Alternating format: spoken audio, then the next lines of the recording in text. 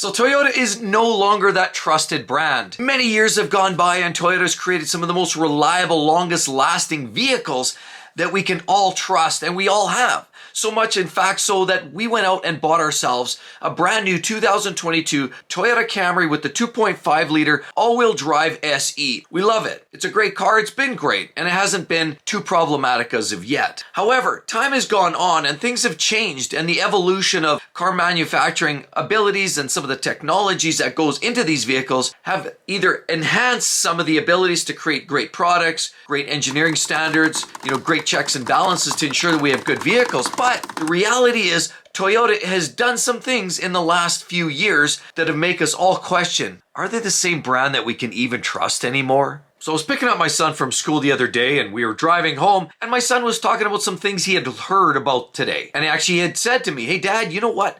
I heard Toyota just failed some crash tests. And then it got us talking and I said, well, Marcus, did you hear more about that? He didn't have a lot of information. He did say though that, yeah, there was apparently some tests. They ran a crash test. The results weren't favorable and they failed. So that we started this conversation back and forth and started even asking ourselves, how do vehicles that fail these crash tests, this is heavily scrutinized information. Very few cars get exemptions for crash testing, and those are usually exclusive to those hypercars that there's only 300 produced worldwide, and they're a massive amount, seven-figure dollar cars. But generally, the mass population expects that when they're going to buy a car, it's been crash tested, the front, the back, the sides. It has all the safety technology. Everything's up to date and ready to rock. So then how can you possibly modernize or drive a modern vehicle that fails a crash test and yet see it on the streets? Him and I were talking, Marcus and I were thinking, this doesn't even make sense to me. So I got home and I started to do some research and I found out some very interesting information. And this isn't just about, the crash testing. This is about, in my opinion, what I've seen lately from Toyota in my own personal experience. And Toyota is that brand that has traditionally been that very trusted brand. But now when you start to say, what's the most reliable car manufacturer, you are actually getting some contrary discussions. And I've had some of those discussions. People on my channel had said, no, oil burning, problems with suspension, weak brakes, control arms, Denso fuel pumps, sudden acceleration, oil burning. The list goes on. There's actually a pretty substantial list of big problems that have existed through the years with certain Toyota models. Now, while it doesn't afflict every single model and every single generation, and while most Toyotas are built to last a long time, they have some real tried and true engines like the old 3.5 liter naturally aspirated V6, literally runs forever. How about that 5.7 liter that you found in the Tundra and they waved bye-bye, and sadly, a lot of customers were hating the fact that those went away. Or how about even some of the old Lexus models and some of the, the 4.6 liters, the 4.7 liter V8s, slow turning, very reliable, built to last a long time. Even the current generation 2.5 liter four-cylinder that we have in our Camry is also still found in many Toyota and Lexus products, and they're often teamed up with a lot of hybrid technology because it's a base, reliable, easy to build, manufacture, small engine, easy to package up and couple up with other drivetrains like CVTs and of course hybrids. So it's an easy to own and operate vehicle, and they've made a lot of very reliable engines. Even the latest, 4Runner and its naturally aspirated 4 liters, absolutely a workhorse. Now, unfortunately, other than some of those, there have been some big problems along the way. We have to question whether Toyota is going the right channel here now and whether the integrity is there. In my opinion, I have to start asking that myself, because you've heard the latest news. After Marcus and I were discussing the concept of crash testing, we heard allegedly that the top pop, so the leader at Toyota, his name is Toyota, T-O-Y-O-D-A, allegedly, is a grandson of the original founder of Toyota. And this individual, has had some big hopes and big aspirations. We're going to continue developing and enhancing, maybe look at other alternative fueling like hydrogen, for example, as well, possibly get into the market of more technology around hybrids, further developing that, and not necessarily going full EV where a lot of the market's going. Toyota has literally resisted that urgency to go that route. Now, with that said, Toyota in general has created a lot of great problem-free vehicles, but crash testing, we found that crash test dummies haven't necessarily resulted in the greatest results. We found that apparently, allegedly, now they've openly admitted that they've doctored up some test results. They've doctored some numbers. They've used old test data. They've even altered software.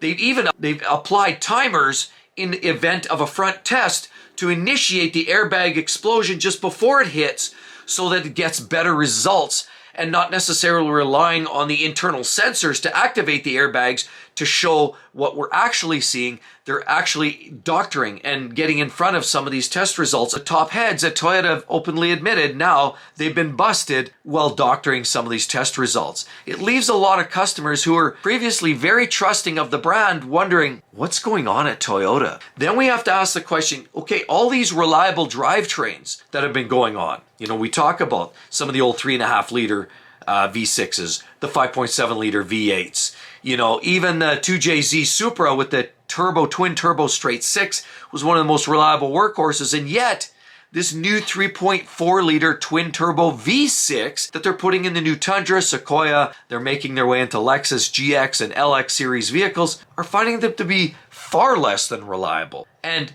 reliability is Toyota's game because performance wasn't necessarily their game. And people always knew that. Their trade-off Lexus and Toyota products, they said, you know what, I'll give up a little performance for the sake of reliability. But if the reliability is gone, what have you left? Poor performance and low reliability. So that's not a recipe for success. And now, people are definitely starting to clamor at the idea of what's going on with the latest engine. Well, there's lots of talks about some of these engines. There's customers that had a Tundra that had actually gone through 2 or 3 different engines because of catastrophic failures in relatively low miles using this new 3.4 liter twin turbo V6. It's a devastating turn of events for Toyota, and Toyota knows that they trust in reliability, the pride of construction, the research and development, the quality checks. And we've talked about this in previous videos, how they have all these processes in place to ensure that they get a good product out to market. They ensure that the parts that they're getting from their supply chain are of top quality. They ensure that if there isn't a problem or there is a problem on the controller assembly line, that they're quickly feeding that back to correct it in real time. But things have been changing, and this 3.4 liter twin turbo V6 has had some issues.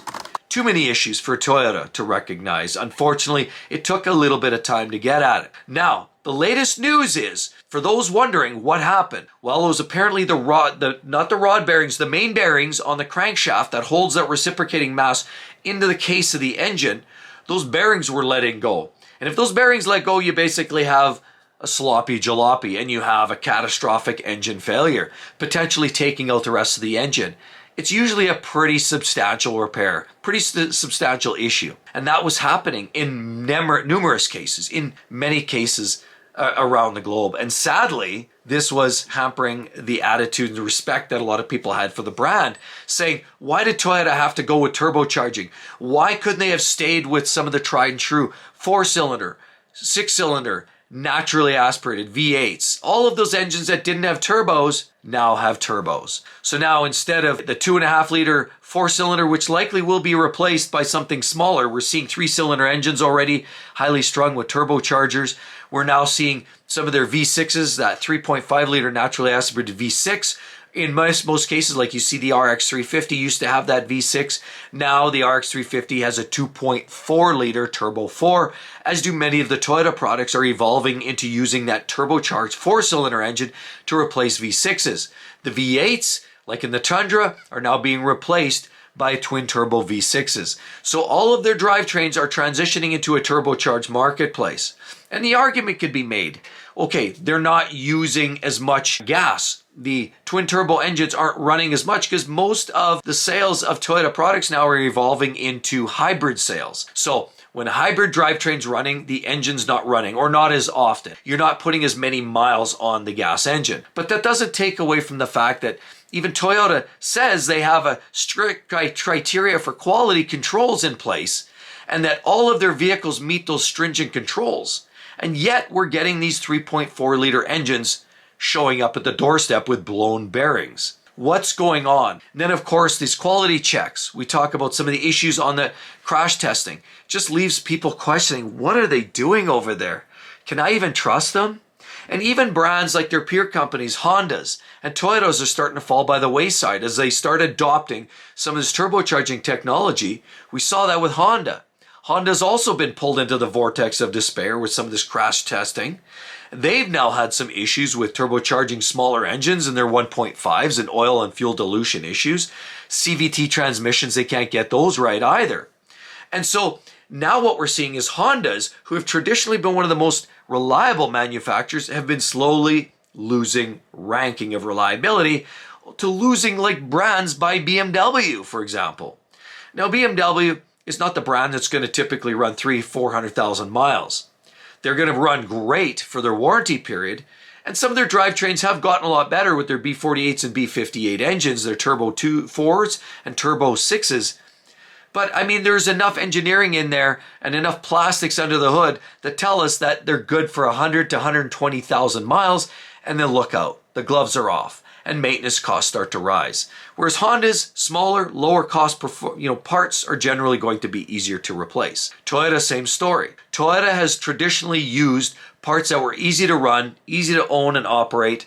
But you know what? When I've done some research here, and I'm finding some common issues, even one of the most popular models in the Toyota lineup. And some of you have heard of these issues, some of you haven't. But let's take this from the top. So I've done some research. Some issues are airbags faulty and not deploying. And other problems you might find yourself with the 2019 or 20 RAV4, typically something that's just maybe outside of warranty, where there's enough numbers out there to actually analyze the problem areas enough. Other areas other than the airbags, fuel pumps. We also know the Denso fuel pump would swell and they would stop operating, could result in a potential engine stop or not start condition. That's a very common issue with a lot of Toyota products.